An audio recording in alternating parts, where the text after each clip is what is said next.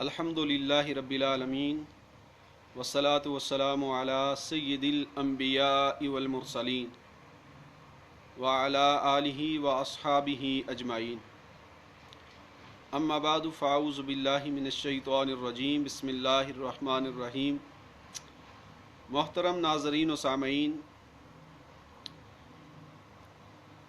اہل سنت و جماعت کے نزدیک شب برات شعبان المعظم کی 15ویں رات عبادت و ریاضت کرنا، ذکر و اذکار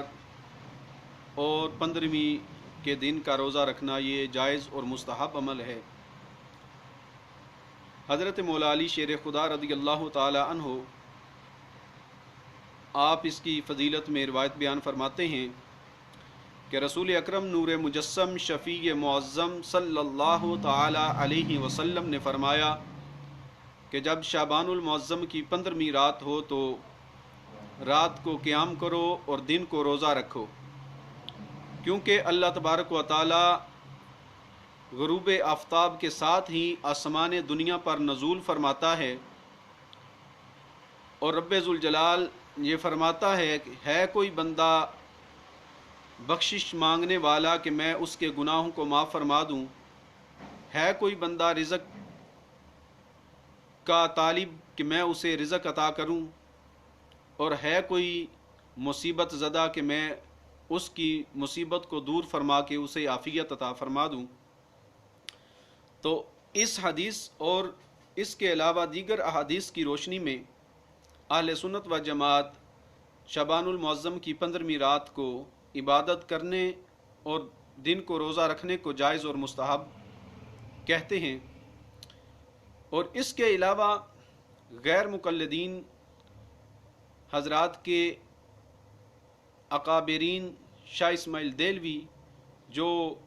دیوبندی اور غیر مقلدین حضرات دونوں کے مسلمہ بزرگ ہیں، وہ بھی اس رات کو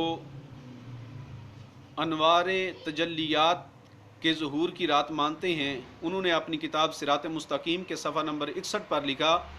کہ لیلۃ القدر اور شب برات یہ انوار و تجلیات کی ظہور کی راتیں ہیں۔ اس کے علاوہ غیر مقلدین کے امام العصر حافظ عبداللہ روپڑی صاحب اپنے فتاوی اہل حدیث میں وہ صفحہ نمبر 218 اور جلد نمبر 2 پر لکھتے ہیں کہ شب رات کا روزہ رکھنا افضل ہے، چنانچہ کہ مشکات وغیرہ میں حدیث موجود ہے۔ اور اس کے علاوہ ان کے شیخ الاسلام ثناء اللہ امرتسری صاحب اپنے فتاوی ثنائیہ کی جلد نمبر اول صفحہ نمبر 654 پر اس کے متعلق لکھتے ہیں کہ اس رات کے متعلق ضعیف روایتیں ہیں، اس دن کوئی کار خیر کرنا بدعت نہیں بلکہ انما الاعمال بالنیات کے تحت موجب ثواب ہے۔ تو آج کے کچھ غیر مقلدین حضرات اس کو بدعت کہتے ہیں اور اس رات عبادت کرنے کو پر اہل سنت پر طعن و تشنیع کرتے ہیں۔ اور توصیف الرحمان صاحب نے ایک کلپ میں بیان کیا کہ کیونکہ اس رات کے متعلق کوئی صحیح روایت موجود نہیں ہے، اس لیے ہم اس پر عمل نہیں کرتے، تو انہوں نے ضعیف روایت کا سہارا لے کر اس کو عذر بنا کر کے حدیث ضعیف ہے اس لیے ہم عمل نہیں کرتے، تو اس کو سہارا بنایا اور اہل سنت پر جو ہے وہ بدعت کا فتویٰ جڑ دیا۔ تو میں عرض یہ کرنا چاہتا ہوں، اگر وہ اصول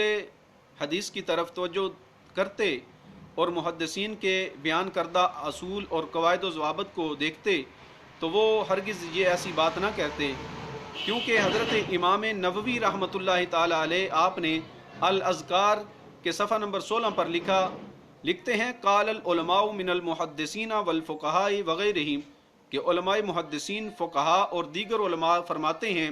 یجوز و یستحب العمل فی الفضائل والترغیب والترہیب بالحدیث الضعیف، کہ ضعیف حدیث فضائل اعمال اور ترغیب و ترہیب کے باب میں ہو تو اس پر عمل کرنا جائز اور مستحب ہے۔ تو یہ اہل سنت و جماعت کہتے ہیں اگر حدیث ضعیف ہیں تو پھر بھی عمل اور جواز کے لیے یہ کافی ہیں اور ان پر عمل کرنا یہ بالکل جائز اور درست ہے۔ تو پھر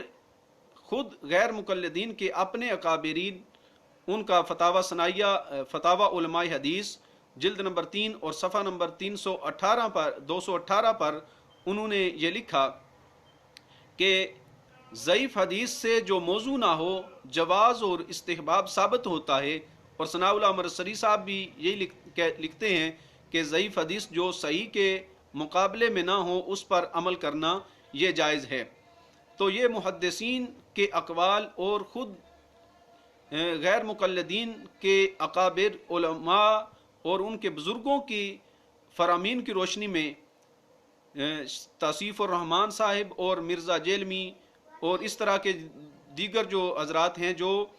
حدیث ضعیف کا کلیتاً مطلقاً انکار کر دیتے ہیں، ان کا یہ قول باطل اور مردود ہے، کیونکہ محدثین نے ضعیف حدیث کو فضائل میں قبول کیا ہے اور اس سے جواز اور استحباب ثابت کرنے کو یہ بالکل جائز قرار دیا ہے۔ اللہ تبارک و تعالی ہم سب کو قرآن و سنت کا فہم عطا فرمائے۔ رب ذوالجلال ہم سب کو قرآن و سنت پر عمل کی توفیق عطا فرمائے۔